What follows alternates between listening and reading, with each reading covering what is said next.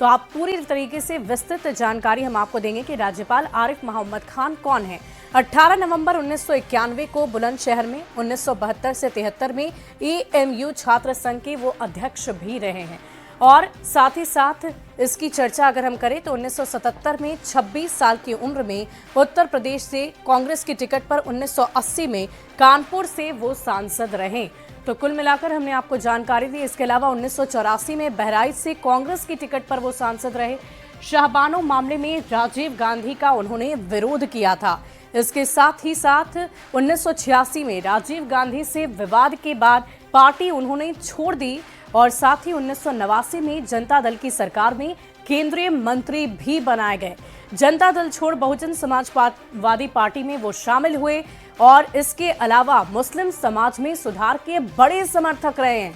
3 तलाक के हमेशा विरोधी रहे और मुस्लिम पर्सनल लॉ बोर्ड खत्म करने की हिमायती भी उनकी तरफ से की गई है। साथ ही साथ 2004 में बीएसपी छोड़ वो बीजेपी में शामिल हो गए। इसके अलावा 2019 में केरल के राज्यपाल नियुक्त हुए। कुरान एंड कंटेम्प्ररी चैलेंजेस 2010 में बेस्ट सेलर किताब अपने बेबाकी के लिए वो अक्सर सुर्खियों में बने रहते हैं। तो पूरी जानकारी हमने आपको दी है आरिफ मोहम्मद खान को लेकर कि बिहार के जो राज्यपाल हैं उनकी राजनीतिक पृष्ठभूमि क्या रही है, इसकी चर्चा की गई। और आरिफ मोहम्मद खान को बिहार का नया राज्यपाल बनाने पर बिहार में सियासत भी चरम पर है। आरजेडी ने केंद्र के फैसले पर सवाल खड़े करते हुए ये कहा है कि बीजेपी अपने मंसूबों में कामयाब नहीं हो पाएगी। तो कांग्रेस का ये कहना है कि राज्यपाल के बाद अब चुनाव से पहले नीतीश कुमार को बीजेपी दरकिनार कर देगी। वहीं बीजेपी और जेडीयू ने नए राज्यपाल का स्वागत किया है।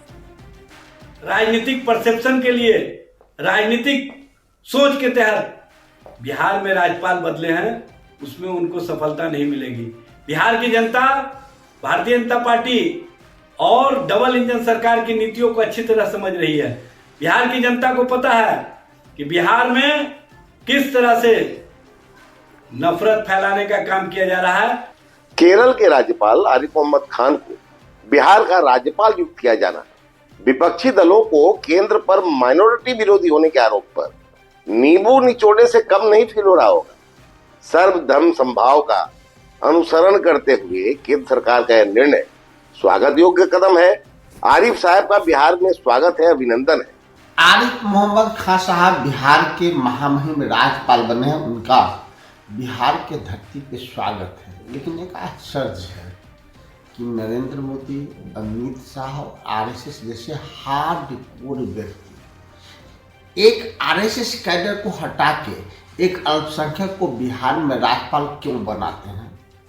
मुझे लगता है, और मैं पहले से भी कह रहा था, कि एक वक्त आएगा कि चुनाव से पहले नीतीश कुमार को भारतीय जनता पार्टी दरकिनार करेगा। मोहम्मद आरिफ खान साहब बिहार के नए गवर्नर मनोनीत हुए हैं। हमारे जदयू परिवार के तरफ से महामहिम जी को बिहार में हार्दिक स्वागत एवं अभिनंदन है।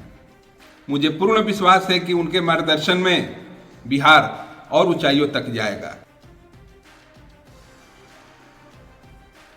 और झारखंड के पूर्व मुख्यमंत्री रघुवर दास एक बार फिर से सक्रिय राजनीति में लौट सकते हैं। उन्होंने ओडिशा के राज्यपाल पद से इस्तीफा दे दिया था, जिसे राष्ट्रपति द्रौपदी मुर्मू ने स्वीकार भी कर लिया है। उनका इस्तीफा मंजूर होने के बाद मिजोरम के गवर्नर हरिबाबू काम्भापति को ओडिशा का राज्यपाल बनाया गया है। रघुवर दास झारखंड के सीएम रह चुके हैं, साथ ही 2 बार झारखंड बीजेपी के अध्यक्ष भी रह चुके हैं। तो इस वक्त की बड़ी खबर आपको बता रहे हैं, रघुवर दास झारखंड की राजनीति में एक बार फिर से सक्रिय होते हुए नजर आ सकते हैं। राष्ट्रपति ने राज्यपाल के तौर पर उनका इस्तीफा स्वीकार कर लिया है।